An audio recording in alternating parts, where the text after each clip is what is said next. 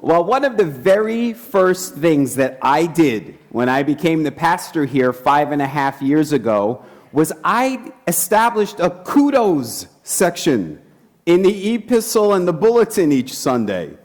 The word kudo is actually an ancient Greek word, and it means praise.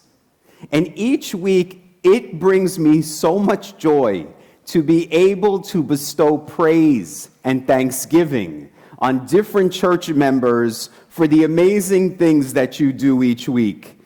And for approximately 287 weeks now, I have never once failed or struggled to find at least one person to thank for the amazing things that happen here each week. You are so incredible. All of you give so freely and generously of your time and talents in service to our church and community. And I'm so thankful for that, and I'm so thankful for you. But you know, from time to time, people come up to me and they say, Pastor Sal, you don't need to give me kudos for this. And I know that I don't have to. But what I want you to understand that when I am bestowing kudos, I'm bestowing a blessing over you. Kudos are prayers. Gratitude is a prayer. The 13th century Christian mystic Meister Eckhart said, if the only prayer you ever said in your entire life was thank you, that would be enough. So thank you. Jesus, of course, was someone who knew the power of gratitude better than anyone. If you read the Gospels, you'll see that Jesus, time and time again, is expressing gratitude. So think about the story of the loaves and the fish, for example. Jesus took the loaves and the fish, and it says the first thing he did was he gave thanks for it. And what happened? It increased. Then we know at the Last Supper, when Jesus took the bread and shared it with his friends and took the wine and shared it with his friends, it said the first thing he did both times was he gave thanks for it.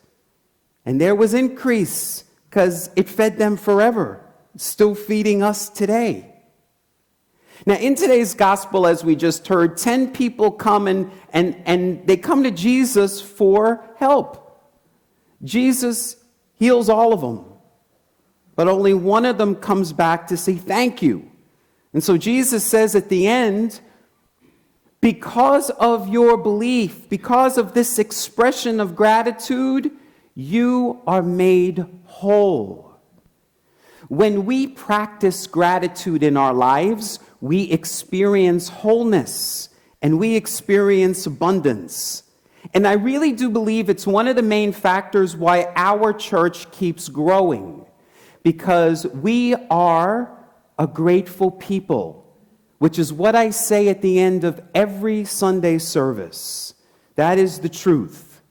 We are putting into motion the power of gratitude, and we are experiencing the spiritual law of increase, which means the more you express gratitude, the more things you get to be grateful for. It's a spiritual law. Now, whenever I speak about spiritual laws here, I always get one or two people who complain to me that I'm spouting New Age mumbo jumbo. Okay?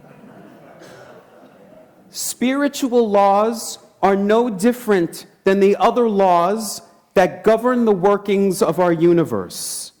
You wouldn't argue with me about the law of gravity, would you? So why are you doubting the law of increase? The law of increase says, as we heard in our words of integration and guidance this morning, if you focus on your blessings, you get more blessings. And if you focus on what you lack, you will never have enough. That's just how it works. So Jesus understood this. He understood this power of increase. And that's what he was trying to teach us today, that gratitude leads to abundance. So my question for you this morning is, Which one are you? Do you look at lack or do you look at abundance? I want to go back to that loaves and fish story. If you remember, they came to Jesus with just the 5 loaves and the 2 fish, and they saw lack. They said, this isn't enough. But Jesus didn't see lack. Jesus saw abundance. He gave thanks for what he had, and it increased and was able to produce abundance and feed thousands of people. So my question again for you is, when you look at the things in your life, are you putting your focus on your blessings, or are you putting your focus on what you lack? Are you looking around each day for the good, or are you looking around to find fault? So, what we want to focus on today is, how can we find time each day to give gratitude, to give thanks for what we have and not what we don't have? The National Science Foundation says that we have 65,000 thoughts every single day, and that 80% of those thoughts are negative ones. And of those, 95% are repetitive, which means the majority of our thoughts every day are negative ones, and of those, most of those are repetitive ones, the ones that we keep telling ourselves over and over again. Boy, wouldn't it be awesome if we could stop that? Wouldn't it be great if we could control our thinking? Well, guess what? We can. You know, most people don't realize that. Most people have not awakened to that. They've never even considered that possibility, that they could control their thinking. They're slaves to their thoughts rather than masters of their thinking, and so they suffer. I know, because I was one of those people. For many years, I was a negative thinker. I focused on what I lacked. I was someone who was a fault finder, and I suffered. I suffered greatly. But then one day I woke up. And one of the things that helped me to break free of that prison of negative thinking was keeping a gratitude journal, which we heard about in our words of integration this morning. I've talked about it with you before. It is such a simple spiritual practice, but it has such powerful and, I believe, life-changing effects. At least it was for me. You get a blank journal, you put it on your nightstand. Pretty simple. Then before you go to bed every night, you open it up, you write that day's date, and then you write 5 things that you were grateful for that day. Then you close it and you go to sleep. And when your head hits the pillow, your mind is now full of all these positive things. Most people, when they go to sleep, their minds are full of worries, fears, resentments, anxieties, and then they wonder why they never get a good night's sleep. It's no exaggeration for me to tell you this, that my keeping a gratitude journal, my putting gratitude out into the world, totally changed my life. I began to look for the good every day. And the more I looked for the good, the more good I found. I began to change my negative thoughts into positive ones by repeating positive affirmations. And I really do believe that I rewired my brain. Scientists actually say that we can do that. We can rewire our brains. And today, my life has never been richer or fuller. All because of the power of gratitude. Now, you all know this. You've experienced it in your own lives, in your relationships, in your jobs. When your boss praises you, When your boss appreciates you, you feel so good it makes you want to return to work the next day and maybe even do more. But when your boss takes you for granted and then starts to complain about little things, you're not really enthused about returning to work, are you? The same is true in our relationships. When we first fall in love with somebody, we can do nothing but appreciate them. They could do no wrong in our eyes. We give them little love notes, little trinkets. But then we begin to settle in. We start to take them for granted. And what happens? We start to focus on small complaints, like socks on the floor or not taking out the garbage. Part of this is when you don't practice gratitude on a daily, regular basis, you will find things to complain about. You will become a fault finder. Churches are not immune from this. When you first find a church that you're enthused about, you can't stop saying good things about it. You want to tell everybody about it. But then you start taking things for granted, and you start to point out small things, small complaints. One of our UCC pastors recently shared with me a story that happened at her previous church a few years ago. Now, I think most of you can probably realize that female pastors often have to hear complaints that most male pastors do not. So this pastor was doing a great job. She loved pastoring her church, and she gave great sermons. The church was growing. But at the church council meetings, she started to hear things like, "You wear flats when you preach. Flats aren't very professional. You need to start wearing heels." True story. Now, why would somebody say that? Why do people feel the need to express every opinion that pops into their heads?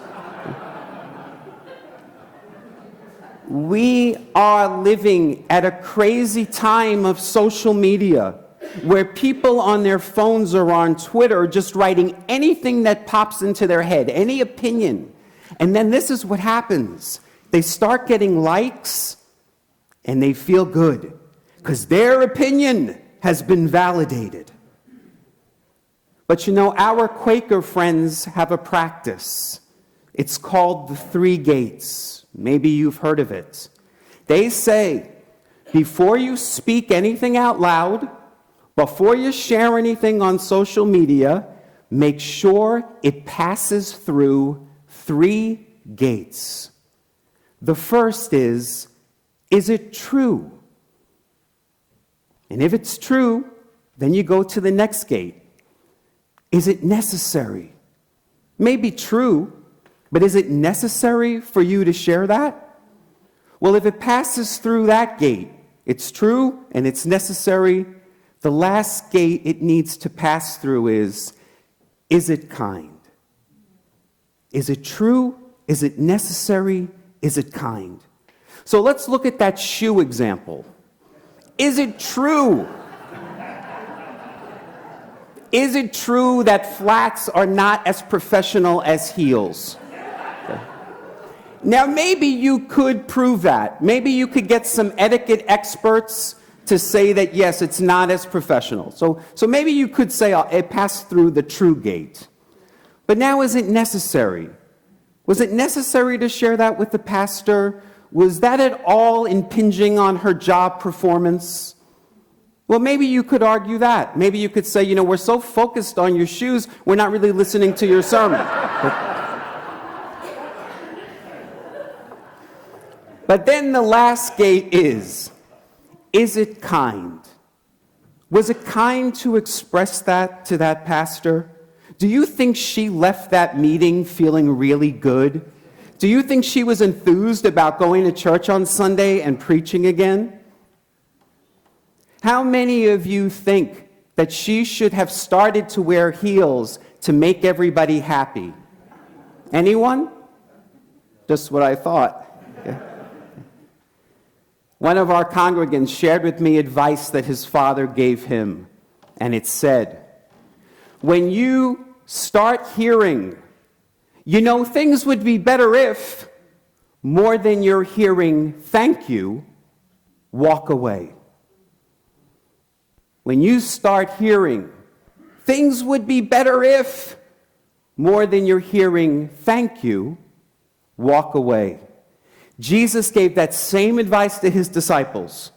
He said, when you enter a place, if you start to receive more curses than blessings, shake the dust off your feet and move on. And that pastor ended up moving on, which was such a great loss to her church. Now, every single Sunday, or almost every single Sunday, I give you homework for the week. But today, I want to give you homework for a month. I know, it's a challenge.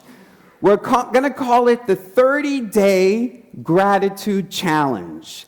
And in the 30 days ahead, I'd like you to, if you feel called, to keep a gratitude journal.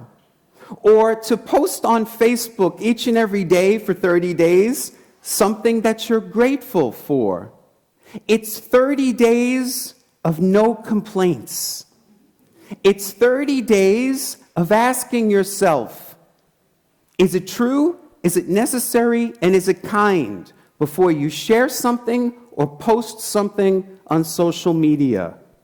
It's 30 days of not criticizing your spouse or your coworkers or your church. And most importantly, it's 30 days of not criticizing yourself or complaining about your life. Scripture says, "Be ye transformed by the renewing of your mind," which means when we change our thoughts, our lives will be transformed. So may this 30-day gratitude challenge help transform all of us, all of our lives. May we encourage one another on this 30-day challenge, and may we gently hold one another accountable. May this attitude of gratitude help all of us to see more clearly, love more dearly, and follow the way of Jesus more nearly. Namaste.